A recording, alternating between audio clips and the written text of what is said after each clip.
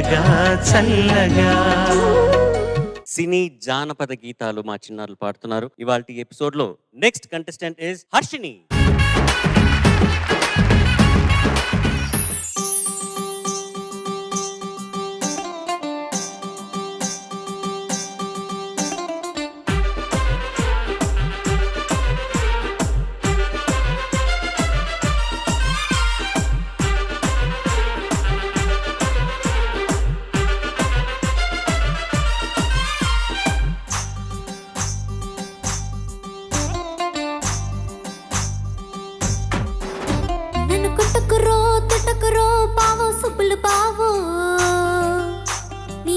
ప్రేమ తగ్గదురో పావు సుపులు పావు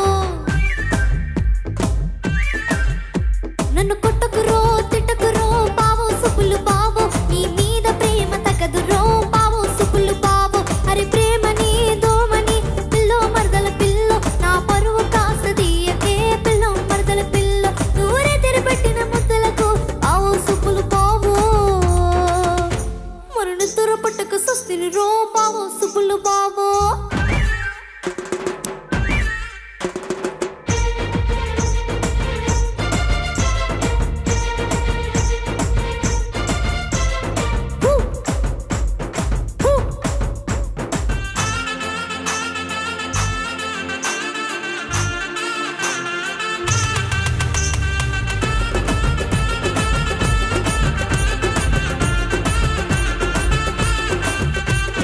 సూపులతో గిల్లకురో పావు సుప్పులు పావు నా బుగ్గలు బూరెలు అయ్యను రో పావు సుప్పులు పావు నువ్వు సీటికి మాటికి సంపకే పిల్లో మరదల పిల్లో నీ మాటలెంక నమ్మనే పిల్లో మరదల పిల్లో నూరె తెరపెట్టిన ముద్దులకు పావు సుప్పులు పావు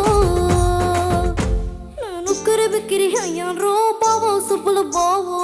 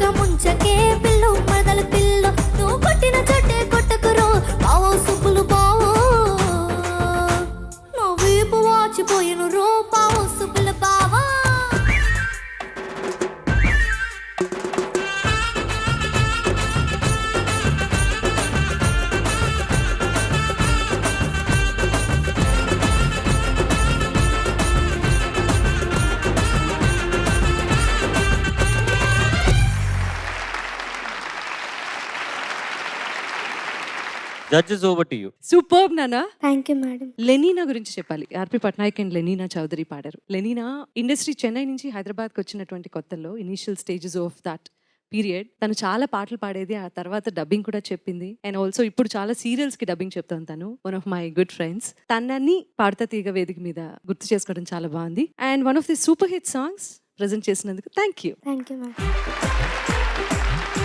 హర్షిని నమస్తే సార్. నమస్తే. చాలా బాగా పాడావు నాన్న. Thank you sir. ఈ పాటను ఎంత బాగా పాడడానికి వీలుంటుందో అంత బాగా పాడేసావు. చాలా బాగా పాడావు. Thank you sir. అంటే చాలా అందులోని అర్థాలు చక్కగా దాన్ని అభినయించిన విధానం కానీ ఎలాంటి భేషజం లేకుండా చాలా చక్కగా పాడావు. ముఖ్యంగా ఈ ఇద్దరి కలయిక ఆర్పి పట్నాయక్ గారు, కులశేఖర్ గారు, వీళ్ళిద్దరి కలయికలో ఎన్నో మంచి పాటలు చలనచిత్ర పరిశ్రమకు వచ్చాయి. ఒకప్పుడు కులశేఖర్ గారు చాలా విజృంభించి రాసేవారు. ఇప్పుడు అనారోగ్య కారణం వల్ల రాయలేకపోతున్నారు. కానీ మళ్ళీ ఆయన ఆరోగ్యం కుదుటపడి చక్కగా పాటలు రాయాలని మనం అందరం కోరుకుందాం. ఒకప్పుడు కులశేఖర్ గారు అన్ని ప్రేమ గీతాలు రాశారు. ప్రతి సినిమాలో దాదాపు 4-5 ప్రేమ గీతాలు ఉంటే ఆయన ఏకంగా కులశేఖర్ కాదు ప్రేమి కులశేఖర్ అనేవాళ్ళు అనమాట. అన్ని ప్రేమ గీతాలు రాశారు. ఆయనకు మన ప్రేమనంతా పంచుదాం. తప్పకుండా ఆరోగ్యంతో మళ్ళీ పూర్తి ఆరోగ్యంతో రావాలని కోరుకుందాం.